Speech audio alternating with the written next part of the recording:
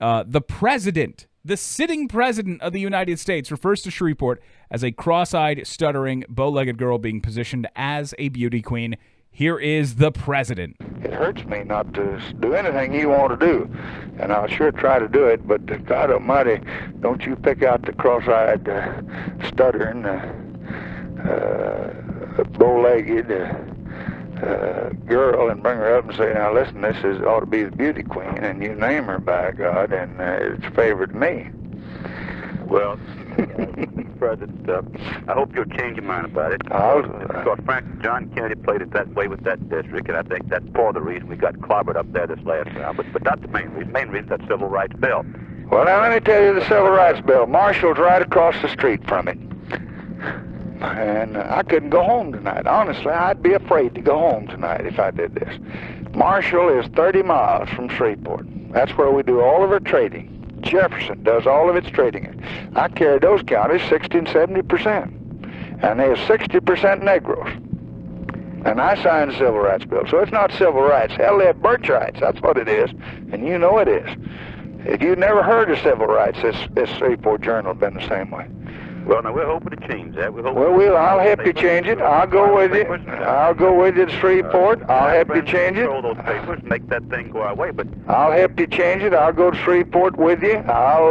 When that Barksdale closes down, we'll go explain it and help them get a good industrial program. And me and you're not going to go to Barksdale time that closes down, because I'm interested in saving your life. We're not going to get you shot at Shreveport. Well, me and you'll go, and we'll help them, and we'll see them when they come up here, and we'll put them on the list, and we'll treat them almost as good as San Antonio, or as good.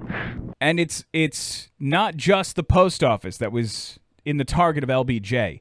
The President of the United States at one point was preparing to defund Barksdale Air Force Base.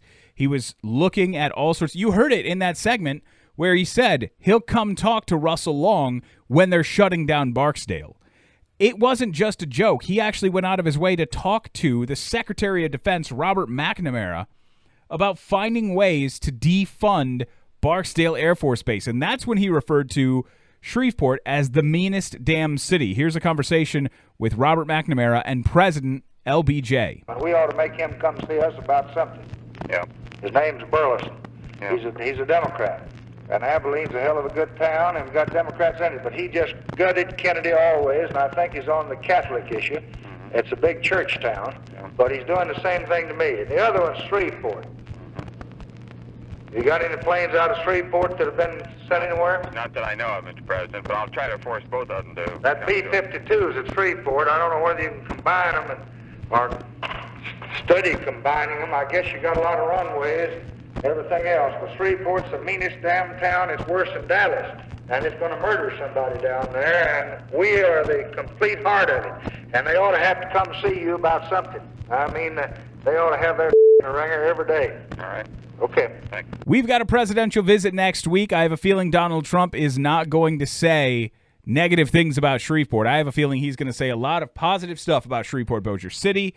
He's got a better relationship with the city than Lyndon B. Johnson had back in the 1960s. Look, we haven't had a lot of presidential visits, but we had a presidential enemy. So if you want to write that up, that's probably a good one. If you want to wear that as a badge of honor, you had a president who literally hated your city.